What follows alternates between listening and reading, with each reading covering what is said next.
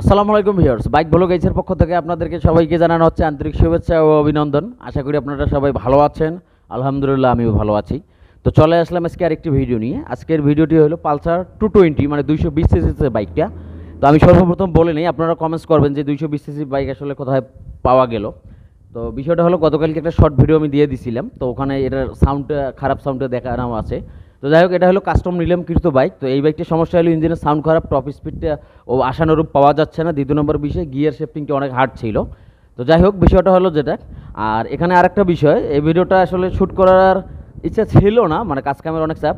তো ইন্ডিয়ার আসাম থেকে এক বড় ভাই, সম্ভবত মেবি একটা ইমেল থেকেই অনেক ভিডিওতে আসলে কমেন্টস করতেছিল যে আপনি তো বাংলাদেশের জন্য অনেক ভিডিও বানাইলেন, তো আমাদের জন্য কিছু ভিডিও বানান। তো যাই হোক বড় ভাই, বিষয়টা হলো যেটা, ইন্ডিয়ায় আপনারা অবশ্যই এটা 220F নামে সম্ভবত চেনেন। তো যাই হোক, এই বাইকটার আমরা এর আগেও ইঞ্জিনের কাজ কোথায় করা হয়েছিল, বাংলাদেশে না ইন্ডিয়া আমি জানি না। বাট বিষয় হলো, আমার কাছে যে ছোট ছোট বিষয়গুলো আছে বা আমার কাছে যে ত্রুটিগুলো মনে হয়েছে ইঞ্জিন সাজাতে গেলে আপনাদেরকে দেখাতে হবে। এগুলোর কারণে আপনার ইঞ্জিন সার্কুলেশন, ওয়েল সার্কুলেশনের ত্রুটি হবে, ইঞ্জিন অতিরিক্ত হিট হবে, সাউন্ড খারাপ হবে, বিভিন্ন রকম সমস্যা হবে, ক্লাস প্লেটও দ্রুত নষ্ট হয়ে যাবে। তো এই বিষয়গুলো থাকবে, পাশাপাশি আমরা ফুল ইঞ্জিনটা ওকে করবো ইনশাআল্লাহ। তো পার্টসগুলো আমরা অ্যারেঞ্জ করে নিছি। এখন চলুন আমরা সরাসরি আপনাদেরকে একটা বিষয় দেখাবো, তারপরে বাকি বিষয়গুলো দেখাবো ইঞ্জিন সাজার পর্যায়ক্রমে। তো চলুন আমরা সরাসরি ভিডিওতে চলে যাই। তো ভিউয়ার্স, সর্বপ্রথম বিষয়, আমরা ইঞ্জিনের বেয়ারিংগুলো সবগুলো চেঞ্জ করব। এই বেয়ারিংগুলো জাম আর নয়েজ আসতেছিল। তো এখানে বিষয়টা হলো যেটা, আমি সর্বপ্রথম বিষয় যেটা আপনাদেরকে বলবো, আমাদের বাংলাদেশে পালসার 150 সিসি যে বাইকটি আছে, আপনার ইন্ডিয়ায় 180 220 যে বাইকগুলো আছে, আপনার ইঞ্জিন ক্যাটাগরি একে, শুধু ক্র্যাঙ্কশ্যাফট, সিলিন্ডার, ভ্যালভ এই বিষয়গুলো একটু আলাদা, আর ক্লাস অ্যাসেম্বলিটা হলো 6 পিসের। যাই হোক, বাদ বাকি সবগুলো একই সিস্টেমের। তো এখানে বিষয়টা হলো যেটা, আমি সর্বপ্রথম একটা জিনিস আপনাদেরকে দেখা যাচ্ছি যে পালসার বাইকে দেখবেন এখান থেকে এখানে যে সিলিন্ডারটা থাকে, আচ্ছা এই সিলিন্ডারটা আমার সাথে এখন নেই, এটা লেদে কাজ করার জন্য দেওয়া আছে। যাই হোক, আমি অন্য একটা সিলিন্ডার দিয়ে আপনাদেরকে দেখাই দিচ্ছি। এই যে দেখেন, সিলিন্ডারের এই অংশটা, এই যে এখানে একটা ছিদ্র আছে, এখানে একটা ছিদ্র আছে, মাঝখানে একটা পাইপ আছে। বিষয়টা আপনারা একটু বুঝে রাখেন। তো বিষয়টা হলো যেটা, এই যে এখানে দেখেন, এই যে গিয়ার বক্স ট্রান্সমিশনের মেইন শ্যাপের এখানে 6202 একটা বেয়ারিং আছে। এই বেয়ারিংটা এর আগে যে মেকানিক ভাই কাজ করতেছিল, এটার জেটটা খুলে লাগাই দিছে। তো আমরা অনেকেই মনে করি যে বেয়ারিংয়ের জেটটা খুলে দিলে মনে হয়, বা আমাদের কাছে মনে হয় যে বেটার ইঞ্জিন অয়েল পাবে, ভালো। কিন্তু এখানে আমাদের কিন্তু একটু ত্রুটি থেকে থাকে। কিভাবে ত্রুটি থেকে থাকে সেই বিষয়টা আপনাদেরকে বোঝাই। তো এখানে যে বিষয়টা আছে, আমাদের ইঞ্জিন অয়েল পাম্প দিয়া, এখানে তো আপনার যদিও আমাদের অয়েল কুলার আছে। তো যাই হোক, বিষয়টা হলো যেটা, এই যে আমাদের এখানে ইঞ্জিন অয়েল পাম্পটা থাকে, এই অয়েল পাম্পের ক্লাস কভার থেকে, এই যে দেখেন ক্লাস কভারের এই ছিদ্রটা থেকে আপনার ইঞ্জিন অয়েলটা কিন্তু এই যে এদিক থেকে সর্বপ্রথম আপনার কানেক্টিংয়ে যাবে, মানে ওয়েল রোটার ক্যাপ বা কানেক্টিং রড পিস্টন সিলিন্ডারে যাবে। আশা করি বুঝতে পারছেন এই ছিদ্রটা দ্বারা। তারপরে এখান থেকে এই ছিদ্র হয়ে আমাদের এই যে এই পার্টে মেইন পার্ট আর ক্রাঙ্কেসের এখান থেকে এই যে এখানে একটা ছিদ্র আছে, এই যে দেখেন, দেখতে পাচ্ছেন আশা করি। এই ছিদ্র দিয়ে আমাদের এই নাট দিয়ে আপনার হেডে যাবে। পাশাপাশি সিলিন্ডারের এখানে যে নাটটা থাকে আমাদের এই শেপে বা গিয়ার বক্স ট্রান্সমিশনে চলে আসে। এখন যদি আমরা এখানে জেটটা খুলে দেই, সেক্ষেত্রে আমাদের ইঞ্জিন অয়েল পাম্প সার্কুলেশনের যে শক্তিটা, আপনার ক্লাস অ্যাসেম্বলি বলেন, গিয়ার বক্স আপনার হাউজিংয়ে বলেন, এই জায়গাটা কিন্তু যাবে না। আর এখানে লিক থাকার কারণে একটা জিনিস দেখেন, আমরা যদি এখন এখানে যদি ইঞ্জিন অয়েল দিয়ে দিই, তাহলে কিন্তু ইঞ্জিন অয়েলটা কিন্তু আমাদের বেয়ারিংয়ের নিচ থেকে পড়ে যাবে, যখন এই বেয়ারিংয়ে জেট থাকবে। আর পাশাপাশি আমাদের এই মেইন শ্যাফটটা ওখানে ইনস্টল করা থাকবে। তখন যেটা হবে, এই যে দেখেন, এখন আমরা বুঝার স্বার্থে ধরে নিলাম যে এখানে ধরেন যে জেট খোলা আছে, এই যে আমরা এটা লাগাই দিলাম। তো এখন বিষয়টা হলো, যদি আমরা এখান থেকে ইঞ্জিন অয়েল দিই, তাহলে বেয়ারিংয়ের কিন্তু গোড়া দিয়ে নিচ থেকে কিন্তু লিক করবে। আর বিষয়টা হলো যেটা, যদি জেট বেয়ারিং থাকে, সেক্ষেত্রে যেটা হবে, আমাদের নিচের দিকে লিক করবে না। ওখানে অয়েল পাম্পের যে প্রেশারটা, এই প্রেশার দ্বারা এই ছিদ্রটা দিয়ে আমাদের এই যে এইখানে সর্বপ্রথম এই ছিদ্রটাতে আসবে হাউজিংয়ের যে এই বুস্টটা, যদিও এই বুস্টটা আমরা নতুন করে নিছি, এই হাউজিংয়ের এই বুস্টটাতে আমাদের ইঞ্জিন অয়েলটা যাবে, মানে সর্বপ্রথম ক্লাস হাউজিংয়ে যাবে। আশা করি বুঝতে পারছেন। তারপরে এখানকার এই যে ছোট ছিদ্র একটা আছে, এখান থেকে আমাদের ক্লাস অ্যাসেম্বলিতে চলে আসবে, কারণ এই হাউজিংটা আমাদের কভার করা। তো এখানে একটা ছোট্ট একটা ভুলের কারণে আমাদের দেখা গেল সাউন্ড খারাপ হবে, ইঞ্জিন অয়েল সঠিকভাবে আপনার ট্যাপেট কভার খুললে, হেডে খুললে যে ইঞ্জিন অয়েলের প্রেশারটা ওপরের দিকে চলে আসে এটা আসবে না, এরকম বিভিন্ন রকম সমস্যা হবে। তো অবশ্যই এই বিয়ারিংটা আমরা যখন পরিবর্তন করে দিব, জেড বিয়ারিং লাগাই দিব। তো এখন আমি যে বিষয়টা বললাম জাস্ট একটু আপনাদেরকে সংক্ষেপে বিষয়টা দেখাই দিই। আচ্ছা ভিউয়ার্স, এই বিয়ারিংটা উঠে আমরা এখানে ভালো ইঞ্জিন অয়েল দিয়ে নতুন বিয়ারিংটা লাগাই দেবো। এই যে দেখেন, আমি যেখানে ইঞ্জিন অয়েলটা দিয়ে দিচ্ছি, এই যে দেখেন আমি এখানে ইঞ্জিন অয়েল দিয়ে দিচ্ছি। আর মনে করেন যে এখানে আমাদের শ্যাফটটা দেওয়া থাকলো। এখন আপনারা দেখেন যে এখানে ইঞ্জিন অয়েলটা কিন্তু একটু পরে আমাদের নিচে কিন্তু চলে যাবে। এই যে দেখেন, এই নিচে কিন্তু আমাদের চলে যাচ্ছে, মানে এই যে বিয়ারিংয়ের এই অংশটা দিয়ে লিক করছে। তো যখন জেড থাকবে তখন কিন্তু এটা নিচের দিকে যাবে না, এখানে ওয়েল পাম্পের যে প্রেশারটা, মানে ওয়েল পাম্পের প্রেশার দ্বারা আমাদের এদিকে ক্লাস প্লেটে কিন্তু ইঞ্জিন অয়েলটা আসবে। আশা করি বুঝতে পারছেন। তো এটি ছিল আমাদের 1 নম্বর বিষয়। তারপরেও ইঞ্জিন যখন বিয়ারিং লাগাবো তারপরেও বিষয়টা আপনাদেরকে ভালোভাবে দেখাই দিব। তো এই বিষয়টা অবশ্যই মাথায় রাখবেন, যে কোনো বাইকের অরিজিনালে যেখানে জেড বিয়ারিং আছে ওখানে জেড বিয়ারিংয়েই দিতে হবে। তো ভিউয়ার্স, আমরা এই যে জেড বেয়ারিংটা লাগাই দিছি। তো এখানে বিষয়টা হলো যেটা, এই যে 220-র আপনার স্পকেট শেপের যে বেয়ারিং আছে, এখানেও কিন্তু ইঞ্জিন অয়েল পাম্পের জায়গা আছে, মানে এখানেও আমাদের জেড বেয়ারিং থাকবে। তো এখন আমি তো এই বিষয়টা আপনাদেরকে জানাইলাম। তো এইটা এখন আমরা অফ করে দেবো, দিয়ে এখানে ইঞ্জিন অয়েল দিব, যে আসলে ইঞ্জিন অয়েলটা ওই বেয়ারিংয়ে যায় কিনা। এই যে আশা করি বুঝতে পারছেন। দেখেন আপনার এখানেও ইঞ্জিন অয়েল চলে যাচ্ছে, তার মানে আমাদের এখানেও জেড থাকবে। এটা বাহিরের মোবিল যাবে না, ইঞ্জিন অয়েল পাম্প সার্কুলেশনের যে ইঞ্জিন অয়েলটা এটা যাবে। তো এখানেও আমাদের জেড বেয়ারিং লাগাই দিতে হবে। আর এখানেও আমাদের এই যে দেখেন অরিজিনালে এটা জেড বেয়ারিং লাগানো ছিল। তো আমরা এদিকের পাটো বেয়ারিং নতুন লাগাই দিচ্ছি। এখন আমরা গিয়ার বক্সটা ইনস্টল করে দিব। বিসমিল্লাহির রহমানির রহিম।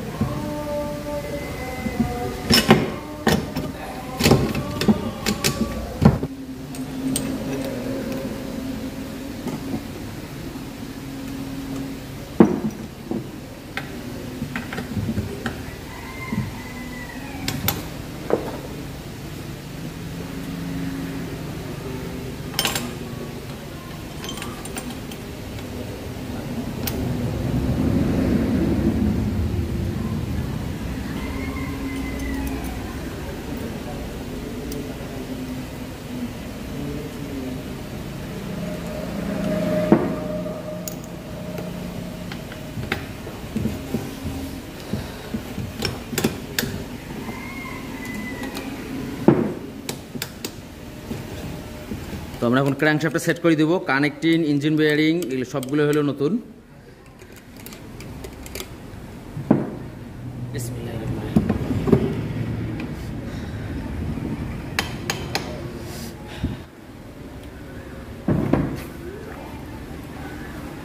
তো ভিউয়ার্স, এখন আমরা মেইন কোড বসাবো। এদিকে স্পকেট শেপের বেয়ারিং, তারপরে হলো গিয়া ওয়েটের বেয়ারিং সব লাগাই দিছি। বিসমিল্লাহির রহমানির রহিম।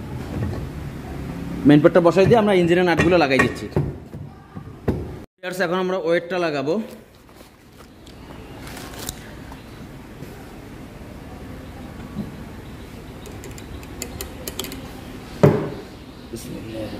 আমরা ওয়েটের বেয়ারিং নতুন লাগাই দিছি।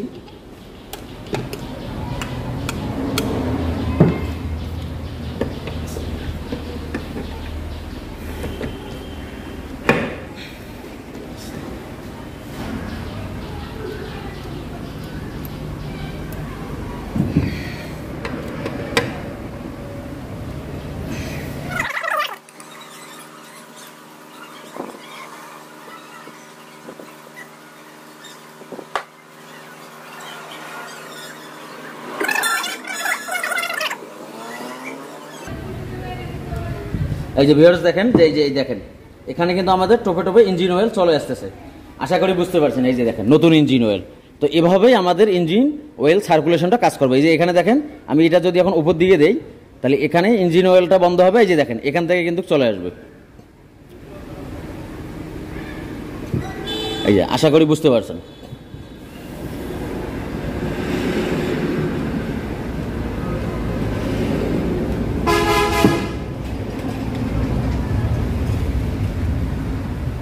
এই যে দেখেন এখানে ইঞ্জিন অয়েল চলে আছে।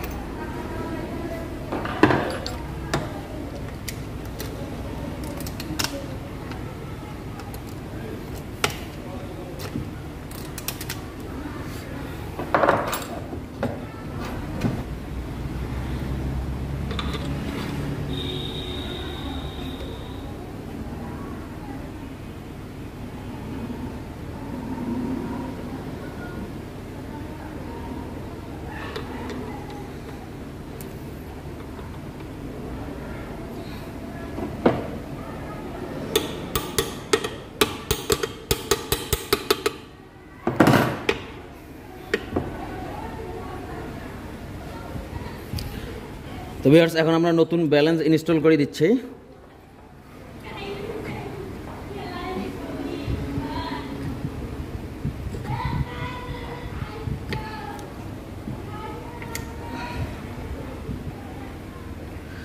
ওকে, এই ওয়েটের টিক মার্কটা এখানে ঠিক আছে।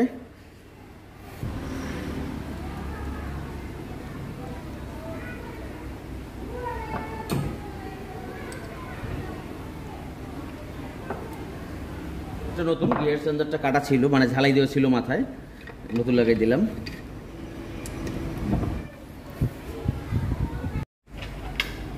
তো ভিউয়ার্স আমরা এখন টাইমিং চেনটা লাগাবো। এই টাইমিং চেনটা আমার এখানে গাড়িটা নেওয়া আসার 1 সপ্তাহ 10 দিন আগে আসলে কাজ করাই ছিল, কিন্তু আসলে কাজের কাজ কোনো কিছু হয় নাই। টাইমিং চেনটা নতুন লাগানো, এটা ঠিক আছে, আমরা এটাই লাগাই দিচ্ছি।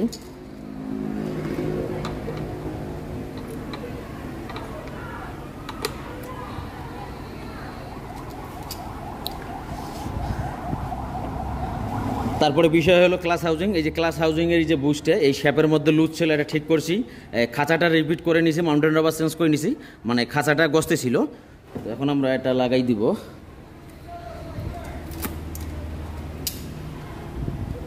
বিসমিল্লাহির রহমানির রহিম।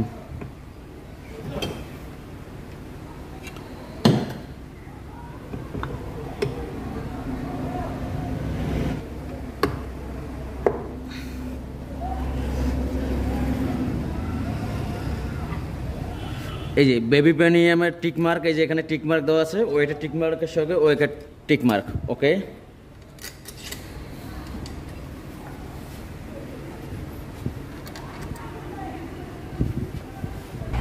তো ভিউয়ার্স ক্লাস অ্যাসেম্বলিটা নতুন।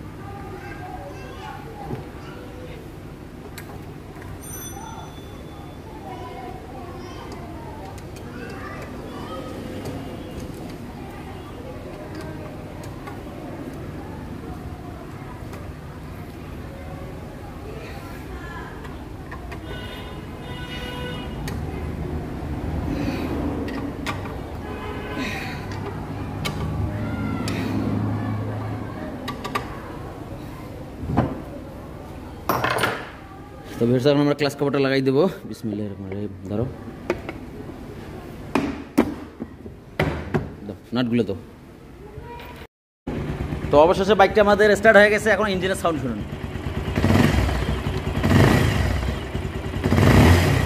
বাইকটা মাত্র স্টার্ট হলো, এখনও 2 মিনিটও হয় নাই। তো বাইকটা চললে আমরা ট্যাবেট অ্যাডজাস্ট করে দিব, সাউন্ড আরও স্মুথ হবে। আর এই যে বড় ভাইয়ের ঘর আছে, এই ভাইদের হলো বাইক। তো যাই হোক আলহামদুলিল্লাহ, ভাই খুশি তো বাইকের সাউন্ড শুনি? আচ্ছা আচ্ছা, তো ঠিক আছে। তো ভিউয়ার্স, ভিডিওটি ভালো লাগলে লাইক করে দিবেন, মূল্যবান মতামত কমেন্টস করে জানাই দিবেন। সবাই ভালো থাকবেন, আল্লাহ হাফেজ।